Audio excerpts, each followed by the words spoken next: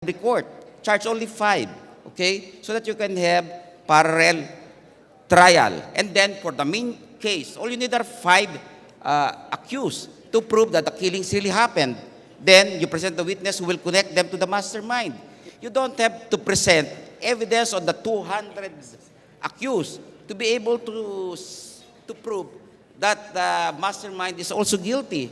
But now at least the Supreme Court has assigned 3 judges to do the trial. But that should have been done from the very beginning. You are confronted. Now they're again confronted, like for example, the Zamboanga seeds. They should think like that. If they want to connect it to Nurmiswari, you can just have testimonies on the actual location. You don't need so many hundred witnesses. You can present 5 witnesses to prove the incident. Then you need another witness, 3 witnesses to prove the connection to Nurmiswari, assuming there's evidence. That's the way to do it.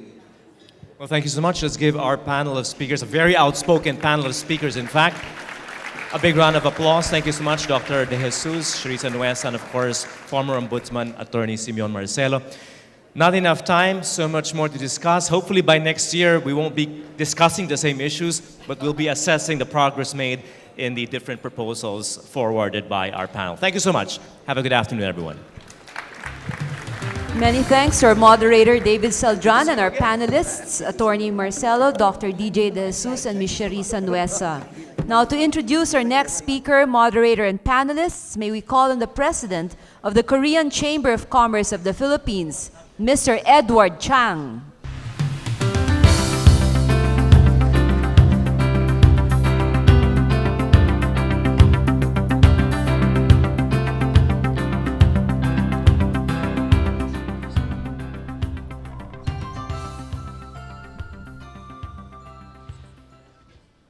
The friends of Arrancada, the distinguished guests, the corporate and business association sponsors. My name is Edo Chang, the president of Korean Chamber of Commerce in the Philippines. Before we proceed the next discussion, I would like to introduce one of our VIPs here now. Is the Marikina Congressman Myro Kimbo, from the House Ways and Means Committee chairman.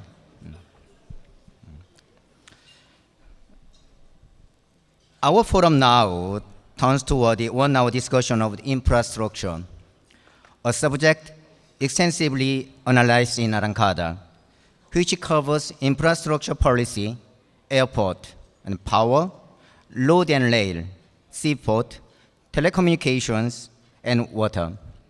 The better infrastructure results in more investment, which creates more jobs.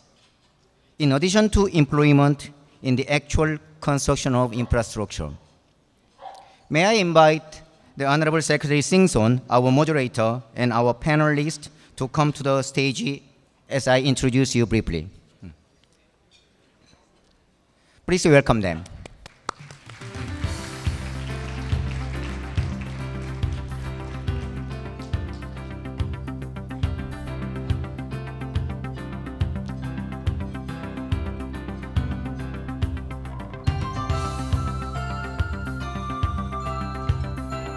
The forum program contains the full biographic information. We begin this session with remarks on road, bridges, and water infrastructure from Secretary Rosario Singson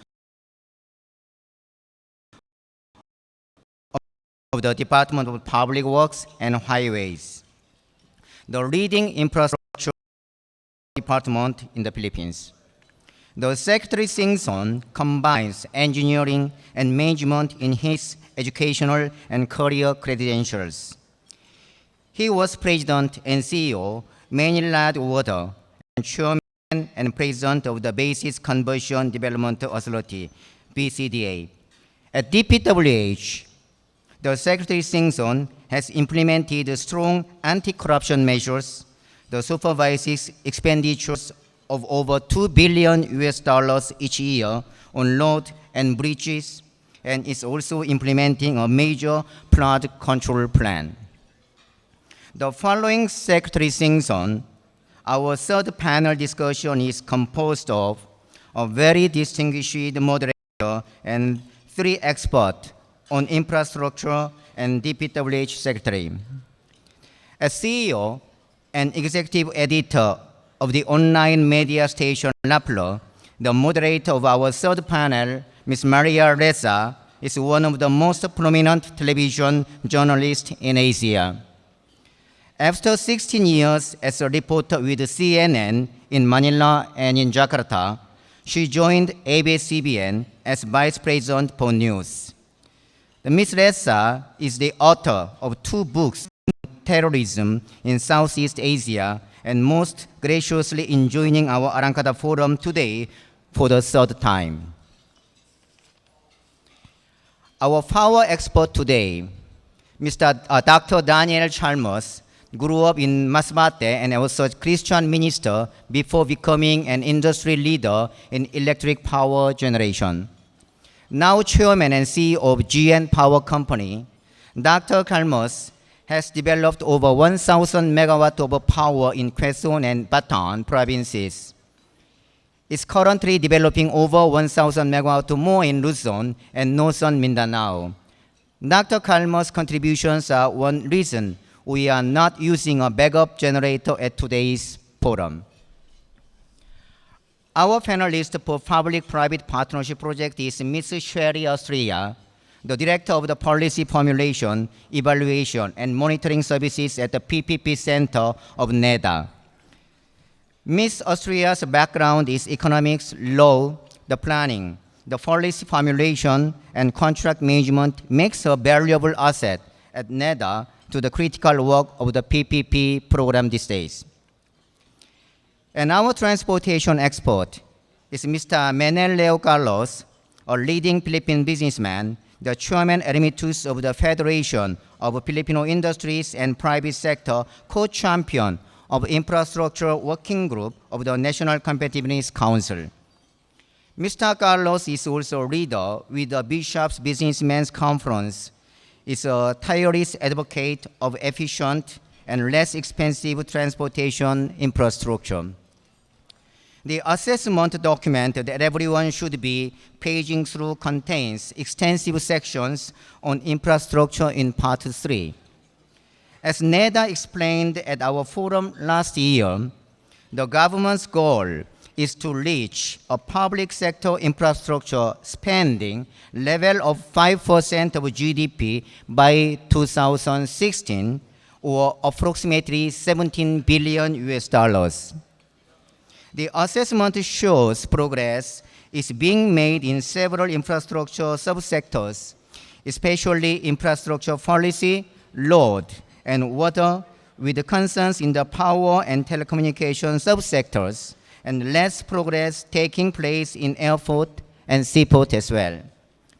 We look forward to a most interesting talk by Secretary Singson, followed by the panel discussion on infrastructure. Thank you so much.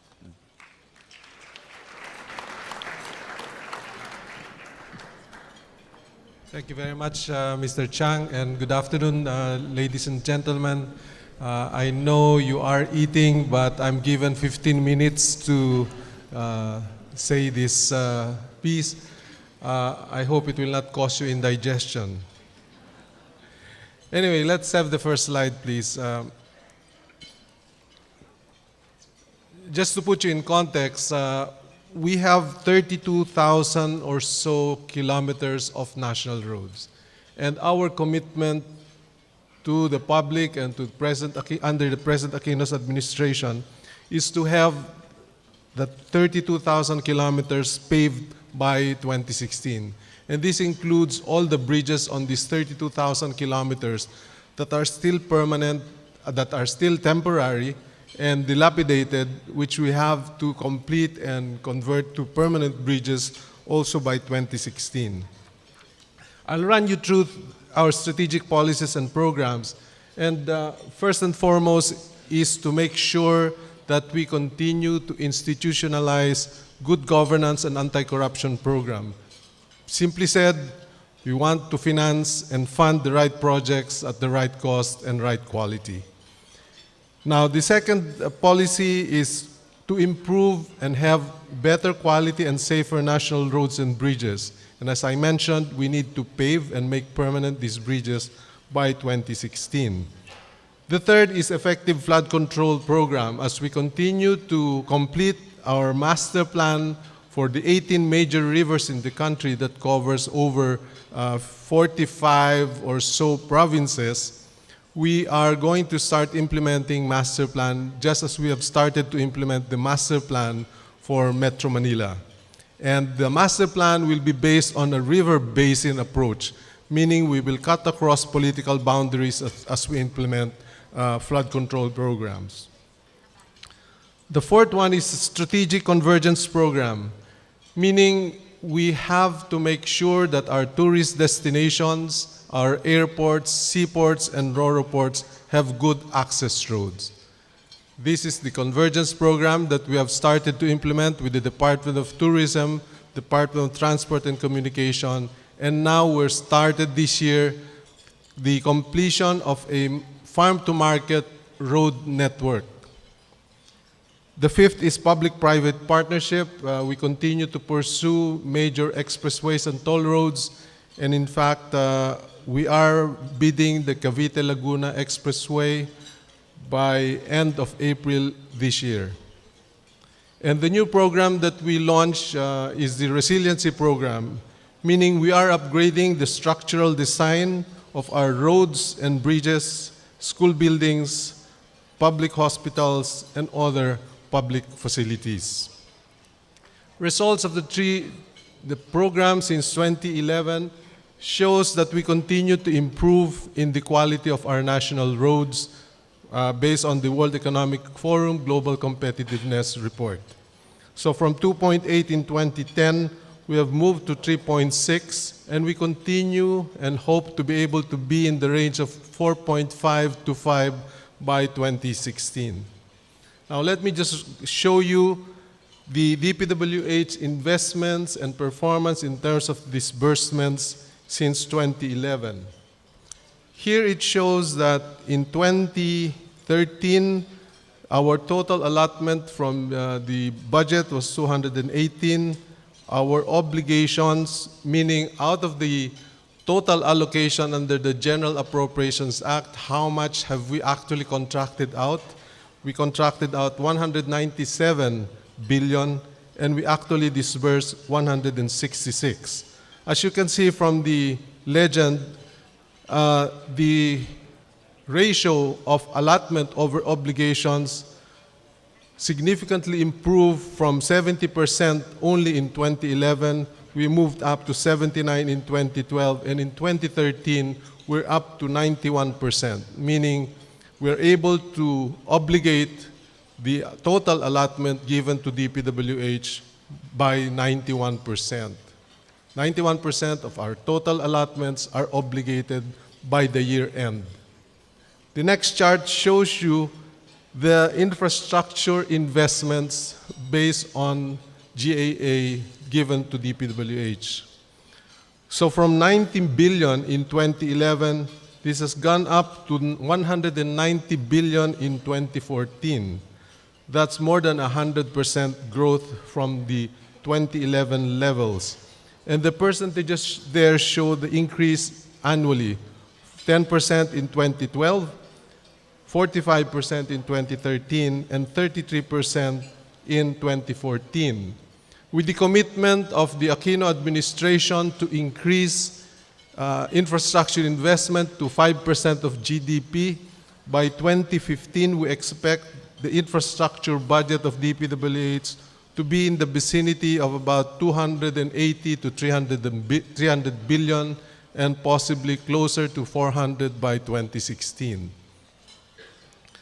The next chart just shows you the breakdown of where this budget in 2014 will go. 67% will go to highways. Flood control starts ramping up to 17%. And the convergence program of about 17 billion will account for the third biggest component. The next chart shows you our distribution in terms of regional investments. What is significant here, ladies and gentlemen, is our continued increase and a big share going to Mindanao. we continue to allocate 25% of our annual budget to Mindanao. Mindanao gets 38 billion in 2014. The next chart will show you that in Mindanao alone, the 37 billion in 2014 accounts or totals since 2011, 99 billion in Mindanao. Mindanao, by 2014, would have received 99 billion, and that's the equivalent of our initial budget in 2010. So the budget of DPWH in 2010 is now the same level that Mindanao has received cumulatively since 2011. And a significant amount of that goes to ARMM. 8.78 billion has gone to ARMM, and we expect this amount to continue to grow as we complete the Bangsamoro Framework Plan. As I mentioned, we will continue to grow our investment in flood control. In 2014, we have 33.6 billion, and this will principally go to Metro Manila, Cebu, Mindanao, as a result of the completion of master plan in our major rivers. In closing, our continuing investment in infrastructure will result to more jobs and sustained growth. We are committed to institutionalizing good governance and anti-corruption reform programs, and this will include reducing the opportunities for collusion among contractors. That's a main focus of our anti-corruption program this time, or during this period.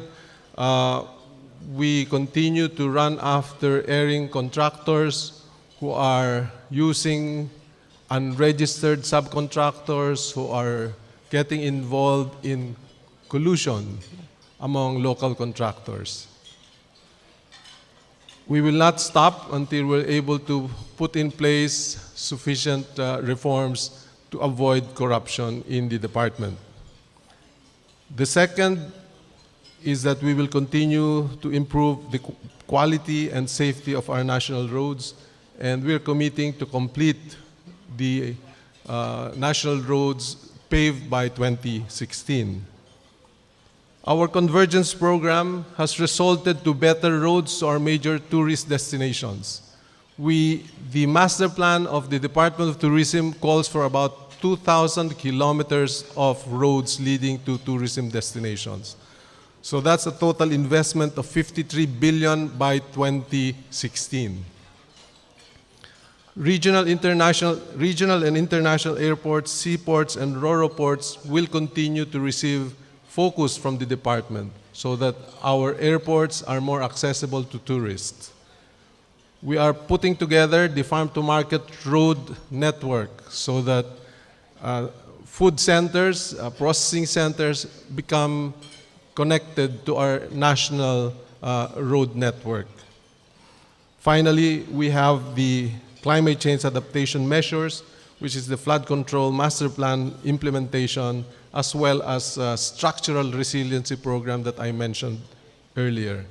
I will not discuss the water system or the water investments because I strongly feel that that should be left to a public-private partnership program. We don't want the government to be dictating in the water sector. We want the private sector to get more heavily involved in the distribution particularly and the sanitation aspect of water systems.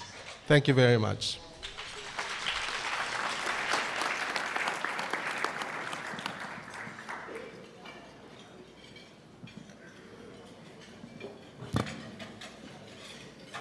Good afternoon. Thank you so much for such a wonderful report of progress, real progress that we could see.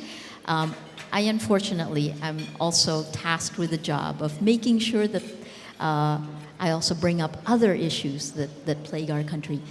Good afternoon. Thank you, esteemed panelists. So let me start with the main goal, sir.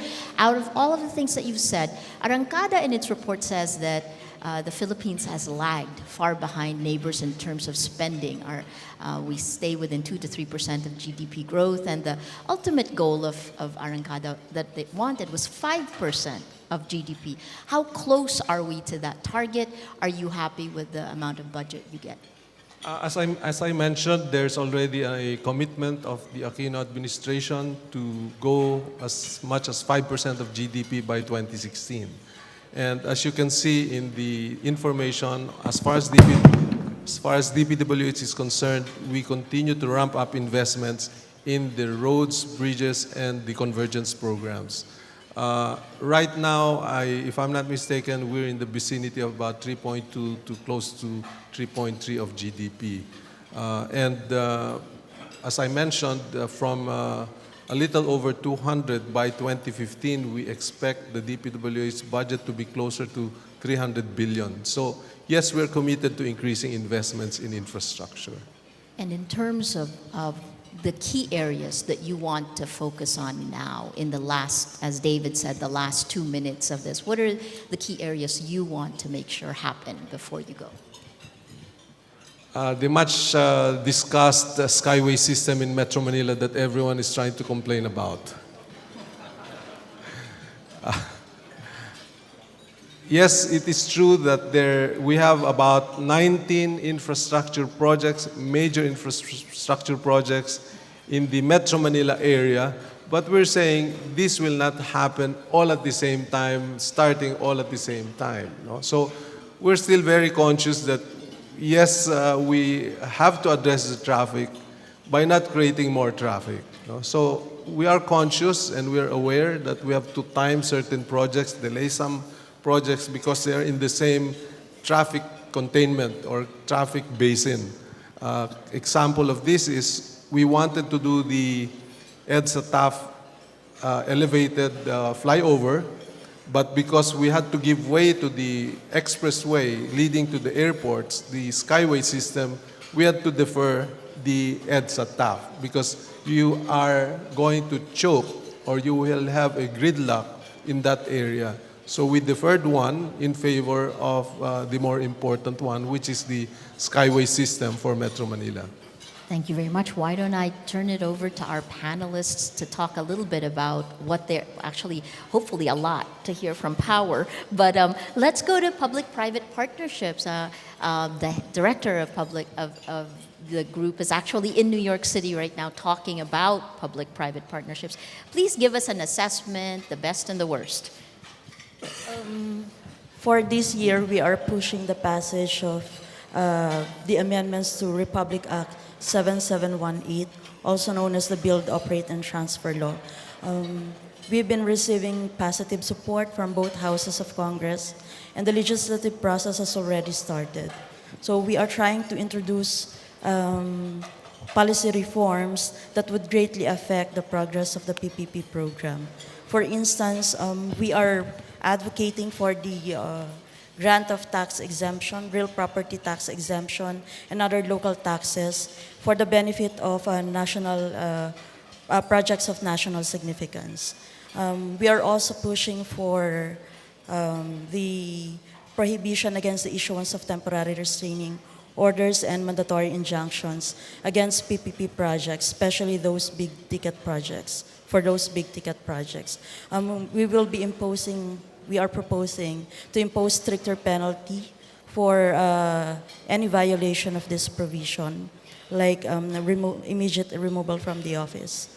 Can I just follow up with that one? The Arrancada report says that it gives a grade to PPP of a few stars that says it started, right?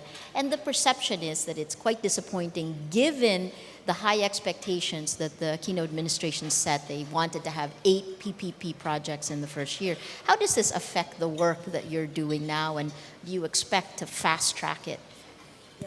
There is a huge expectation for the PPP program to speed up the process or rolling out PPP projects. Since the PPP program was launched in 2010, the government, instead of taking bold strides in doing PPP projects, we make sure that we exert due diligence in preparing our projects. We do not want to end up in courts defending our projects or before the arbitrators because of the potential disputes that we have not seen while preparing the project. Right now, as you are all aware, we've been rolling out projects one after the other.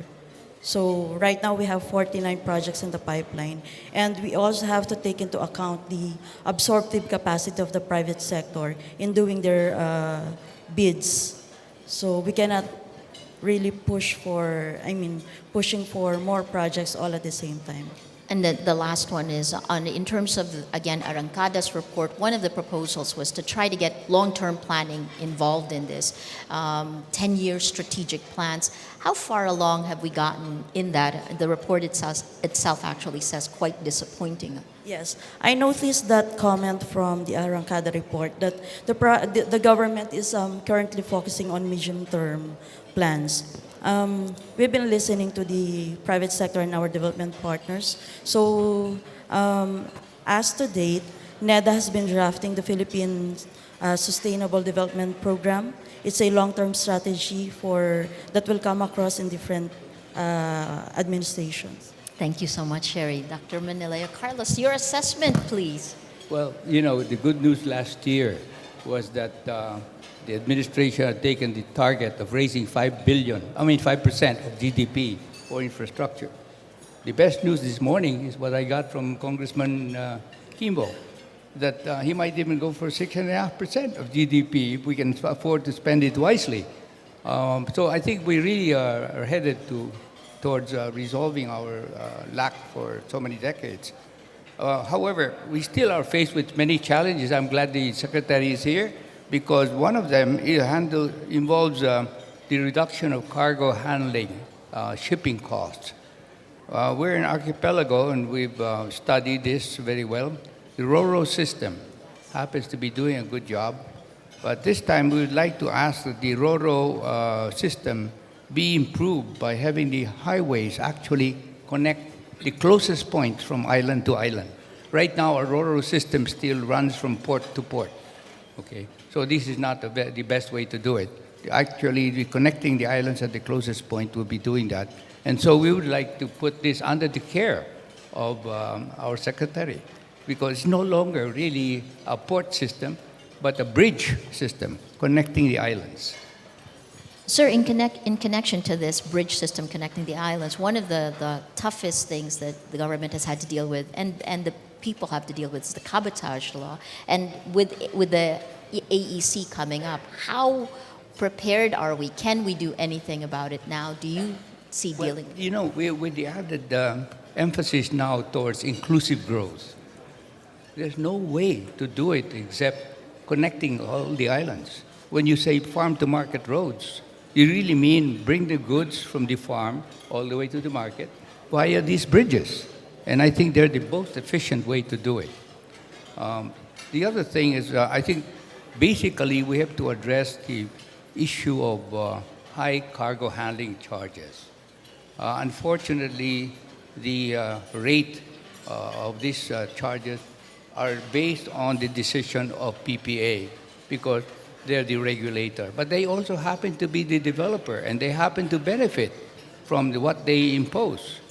So as a result of this, we have very high craneage rates. For example, I got a letter on the operator of the North Harbor. So how can the craneage rate for Manila North Harbor be 2,100 pesos per container when it's only 450 pesos in Cagayan de Oro? There's certainly a lot of explaining to do.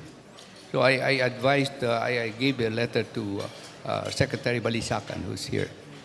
Anyway, these are